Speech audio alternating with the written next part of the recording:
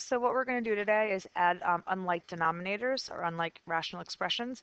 In order to add fractions in general, you always have to have common denominators or like denominators. So if we try to add 2/3 to 4/9, we can't unless the denominators are the same. Well, 2/3 can turn into ninths by multiplying both top and bottom by 3, which means that first fraction really becomes 6/9. That's an equivalent expression.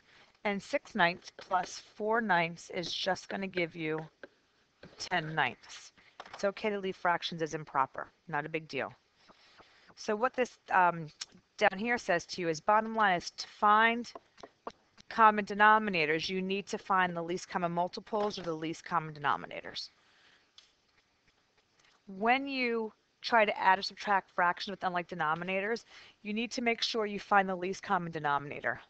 You want to change each rational expression into an equivalent expression using that LCD, add or subtract like you normally do, and then simplify completely.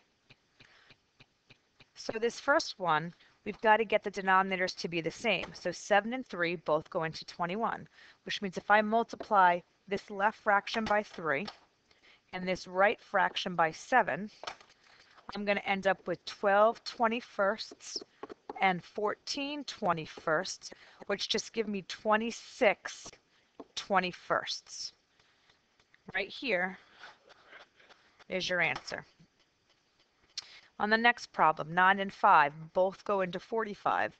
If I multiply the right fraction by 5 and I multiply the left fraction by 9, you get 9x over 45 plus 10x over 45, which becomes 19x over 45. They can get a little bit more complicated when you have LCDs with variables and exponents in the bottom. So for this particular one, the LCD in terms of the numbers is going to be 6. And then the LCD for the variables is going to be x squared. The fraction on the left needs to be multiplied by 2x to get to the common denominator. The fraction on the right is fine. So on the left, you end up with 14x over 6x squared plus 3 over 6x squared. Well, my common denominator is 6x squared. My numerators are not like terms, so I can't really add them. All I can do is bring them over and have a final answer. On the next one, your common denominator with numbers is 10, variables is x squared. This one is the same idea where only the left side has to be fixed. So we now have 12x over 10x squared minus 4 over 10x squared. Don't have like terms again, so I'm just going to write 12x minus 4 over 10x squared. What happens though is I can factor out that top. There is a GCF and it's a 4. So I've got really 4 of 3x minus 1 all over 10x squared. And the fact that I've got these two monomials on the outside, and they do have something that can divide evenly into them both, so you have to simplify those outside pieces. So the final answer is going to end up becoming 2, 3x minus 1 over 5x squared.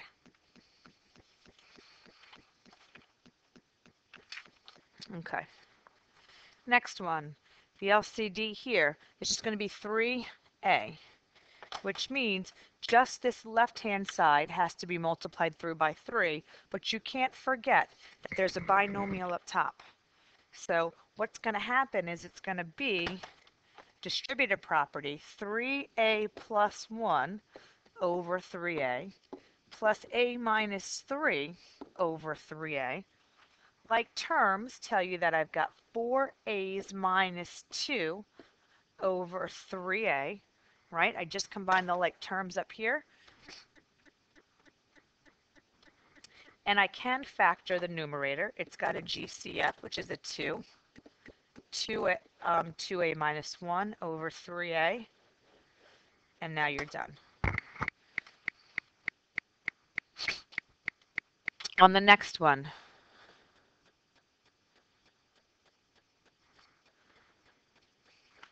Actually, before you move to the next one, I do have a mistake in the one that we just did, so I apologize for that.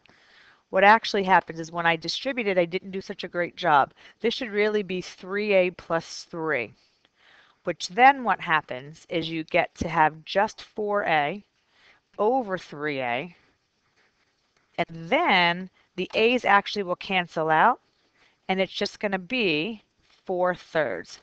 So sorry about that. Make sure you definitely change it. Let's try this next one. The LCD is going to be 4n, which means this has to be multiplied by 4. Let's make sure I can do this one without making the same mistake as I made on the last one. So when we distribute through here, it's going to in fact be 4n plus 12 over 4n. And now where we have to be careful is because we're subtracting this next polynomial, it's really what we're going to be doing is making subtraction become addition, -4, +8. So I'm just going to make this one big fraction plus -4 plus 8n. Okay, that's like the keep, change. And now when you combine like terms up here, you get 12n plus 8 over 4n. I've got a GCF up top of a 4. And what's left over is 3n plus 2 over 4n. My mono of 4 can cancel. And the final answer is 3n plus 2 over n.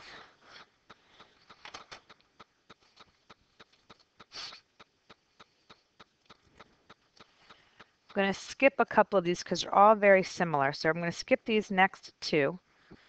And we're going to come down to this one here, because I'm going to do some of the homework problems also. So slide this over.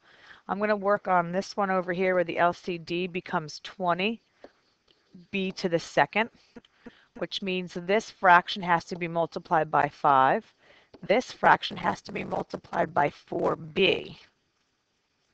And then what happens here is we get 5 over 20b squared minus 8b over 20b squared, or just 5 minus 8b over 20b squared.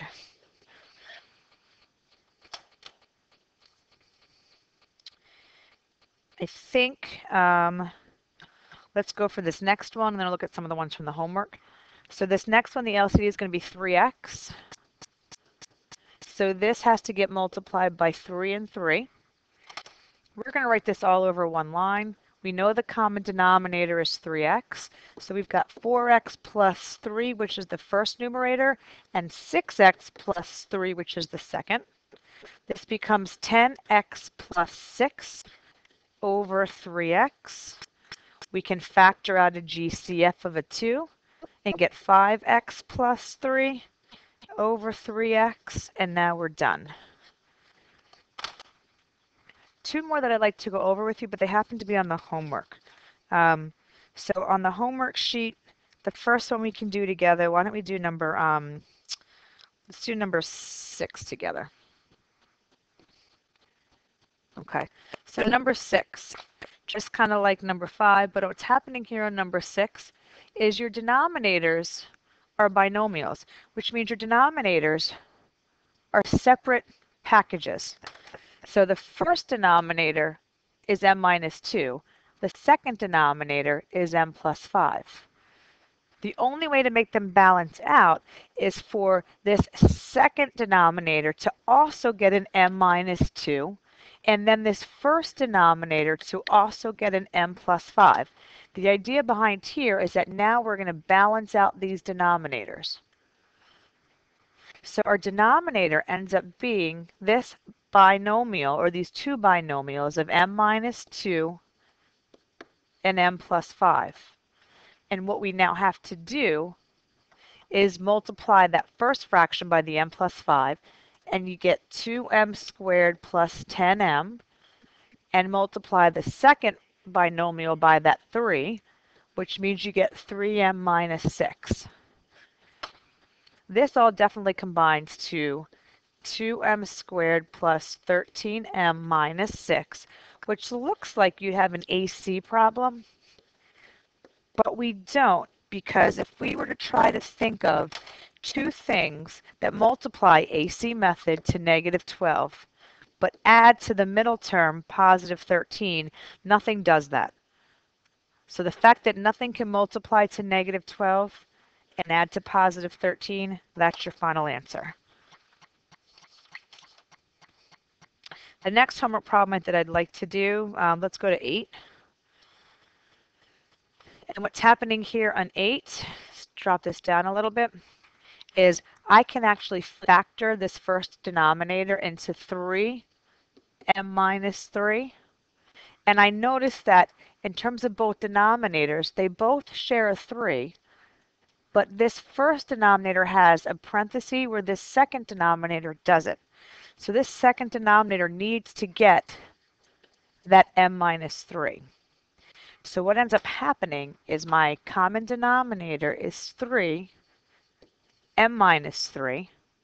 My first numerator doesn't change, but my second numerator, realizing that's a negative 3, has to be multiplied in, or negative 3m, I should say, which becomes negative 3m squared plus 9. When you combine like terms, the m squareds don't go anywhere, plus m plus 5. Stop for 1 second. This is actually when I distribute over to this one. Whoopsie, what's happening here? The mistake I made here was my distributive property. Again, this actually becomes an m. So we've got 3m squared plus 10m minus 4 over 3m minus 3. And we look like we've got AC again. But as it turns out, there's nothing that's going to multiply to positive 12. That's the AC part, right? The AC would be multiplying to positive 12, but then adding to 10, and nothing does that. So this becomes your final answer also. All right, so good luck with everything else.